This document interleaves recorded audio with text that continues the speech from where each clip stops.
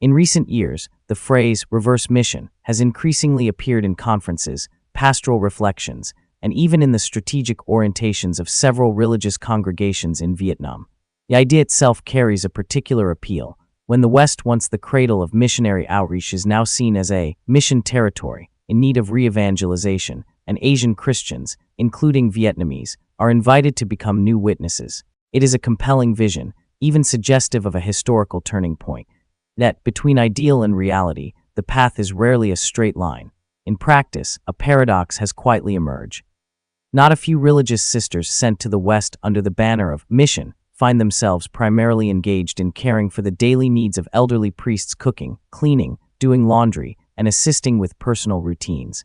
These tasks, in themselves, are by no means insignificant. On the contrary, they are acts of loving service, deeply rooted in the gospel spirit. The issue does not lie in the value of the work, but in how it is named and understood. When a modest reality is clothed in grand terminology, the resulting gap does more than create misunderstanding. It risks distorting the very identity of a vocation. Mission, in its fullest sense, is not merely about being present in a foreign land, nor simply about serving an individual or a small group. It calls for a broader engagement, entering into the life of a community, dialoguing with a culture, and bearing witness to the gospel through both word and action within a concrete social context. Is outward-looking, open, and inherently public in dimension. By contrast, domestic service, though necessary and honorable, tends to remain internal, enclosed, and often limited in its interaction with the wider society. When these two realities are conflated, or worse, when the latter is linguistically elevated to stand in for the former, the risk is not only conceptual confusion, but also a narrowing of vision. Ultimately, it may even dilute the very meaning of vocation. A question, therefore, must be asked with honesty and fairness. In some cases, has reverse mission become a more appealing label for a familiar model of service where religious sisters continue to assume roles of domestic care, only now in a different geographical setting? If the answer, even partially, is yes, then it deserves careful reflection. Religious vocation, especially that of women, cannot be reduced to functional roles. A religious sister is not only a servant, but also a witness, an educator, a spiritual companion, and often a bridge between cultures. When she is sent on mission, that sending must be real, with a clear purpose, with space to live out her vocation, and not merely to fill personnel gaps in the daily life of a community. From another perspective, this phenomenon reveals a deeper issue: how we understand mission itself. If mission is reduced to the act of going abroad, it easily falls into the trap of appearances, where geography replaces substance and distance substitutes for depth. In such a mindset, the mere presence of a sister in Europe or America is automatically labeled mission, regardless of the nature of her work. But mission, at its core, is not about where one goes, but about how one loves and what one witnesses to. This does not mean dismissing the quiet contributions of sisters engaged in service. On the contrary, even the smallest acts, when lived with love and faith, can become a form of mission, a mission through life itself. The real question is whether we are honest enough to call things by their proper names, or whether we feel the need for grander terms to reassure ourselves. Honesty in naming does not diminish the value of the work.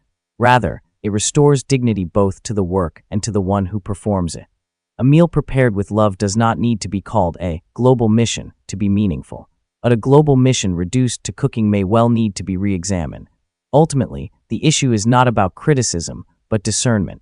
Discernment to recognize what truly belongs to vocation, what arises from practical necessity, and where the gap between the two lies. Discernment to avoid turning powerful slogans into veneers that conceal modest realities.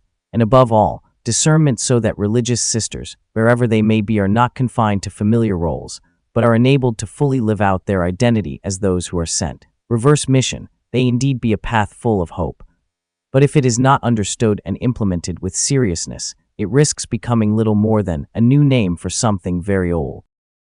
From these initial observations, Nip Songjia Hoi recognizes that the issue does not lie in a few isolated cases, but appears to touch upon a broader reality, one that calls for serious and responsible listening. In a recent conversation, a Vietnamese sister currently serving in France shared candidly, "I was sent with a very beautiful ideal. But in daily life, most of my time revolves around familiar tasks, caring for an elderly priest, preparing meals, attending to daily routines. At times, I ask myself, am I on mission, or simply doing what someone needs?" this is not a complaint, nor a denial of the value of service. It is an interior struggle, a place where vocation and reality seek to meet, but have not yet fully converged. Such voices carry more weight than any slogan. For this reason, in the coming time, Nip Songgia Hoi will conduct a field survey in France and the United States, with the aim of approaching directly the lived experiences of Vietnamese sisters serving there. This effort is not intended to judge or generalize, but to listen from multiple perspectives, especially from the sisters themselves. As long as a gap remains between terminology and reality, not only will those directly involved feel the tension, but public perception may also become distorted. More importantly, if we do not dare to face and name the truth, even well-intentioned slogans may gradually lose their meaning.